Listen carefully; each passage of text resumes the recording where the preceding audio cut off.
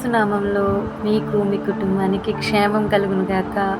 ఎలా ఉన్నారండి? అందరూ బాగున్నారా? మేము ఈ మధ్యకాలంలో యూట్యూబ్లో మెసేజ్లు పెట్టడానికి కుదరక కొన్ని కారణాల వల్ల నూతన మందిరం నిర్మించబడుతున్న ఆ పరిస్థితిని బట్టి మేము పెట్టలేకపోతున్నాం.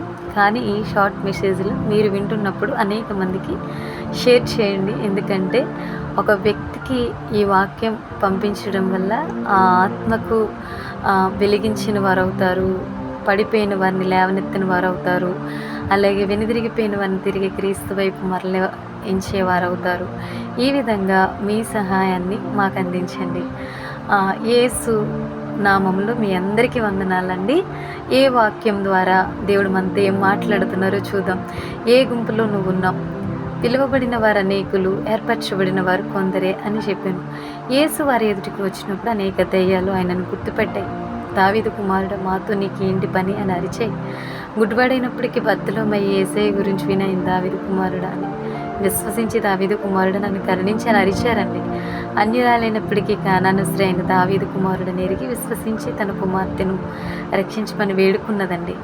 ఇంకా చూసినట్లయితే అనేక మంది ప్రజలు యేసు యెరూషలేమునకు వెళ్తున్నప్పుడు ఆయనే రక్షకుడని గుర్తిరిగి దావీదు కుమారునికి చేయమని అరిచారు.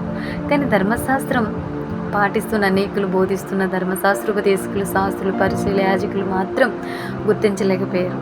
దావీదు రాజ్యం శాశ్వత రాజ్యం అని, దావీదు సంతతి నుండి యేసయ్య వస్తారని గ్రహించలేకపోయారు. ఓ విశ్వాసి, ఇప్పుడు దావీదు కుమారునిగా వచ్చిన ఈ యేసు యూదా గోత్రపు సింహంగా రానై ఉన్నాడు.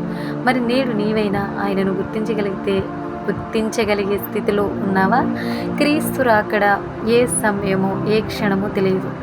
దొంగ వలె, పెండ్లి కుమారుని వలె ఆయన వస్తే నీవు ఆయనను ఎదుర్కొనుటకు మెలకువ కలిగి పనివారిగా, బుద్ధిగల కుమార్తె వలె నువ్వు ఉన్నావా? ఆయనను గుర్తించని వారు రొమ్ము కొట్టుకొనుచు ప్రలాపింతురు. ఆయనను గుర్తించిన వారు ఆయనతో పాటు పెళ్లి విందుకు మధ్యాకాశంకు వెళ్ళిపోతారు. గుర్తించని వారు శ్రమకాలంలో ప్రవేశిస్తారు. ఓ విశ్వాసి, నువ్వు ఏ జాబితాలో ఉన్నావు? కొనిపోబడే జాబితాలోనా లేక విడవబడే జాబితాలోనా? వాక్యం చెప్తుంది, ఆ రాత్రి ఇద్దరు ఒక మంచం మీద ఉందరు, వారిలో ఒకరు కొనిపోబడదురు, ఒకరు విడిచిపెట్టబడదురు. ఇద్దరు స్త్రీలు ఒక తిరుగులు విసురుచుండగా ఒకటి కొనిపోబడును, ఒకటి విడిచిపెట్టబడును. నేను పుట్టినప్పటి నుండి లేదా మా నాన్నమ్మ అమ్మమ్మలు సైతం నాకు చిన్నప్పటి ఇవే మాటలు చెప్పారు. కానీ దేవుడు వచ్చింది లేదు, నేను పోయింది లేదు. ఇంకెన్నాడు పరలోకం నరకం అని అంటున్నాం. నిజమే, ప్రభు ఆలస్యం చేస్తున్నారు. కానీ ఎందుకో తెలుసా? అంత్యదినములలో అపహాసకులు అపహసించుచూ వచ్చి తమ స్వకీయ దురాశల చొప్పున నడుచుకొంచు ఆయన రాకడను గూర్చిన వాగ్దానం ఏమాయను. పితరులు నిద్రించినది మొదలుకొని సమస్తం సృష్టి ఆరంభమునున్నట్టే నిలిచినట్టే అది చెప్పుదురని మొదట మీరు తెలుసుకొనవలను.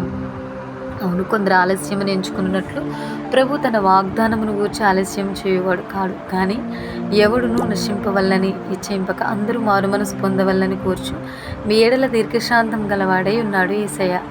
మరి ఆయన ఎందుకు ఆలస్యం చేస్తున్నారో అర్థమైందా? అందరూ మారు మనసు పొందాలని.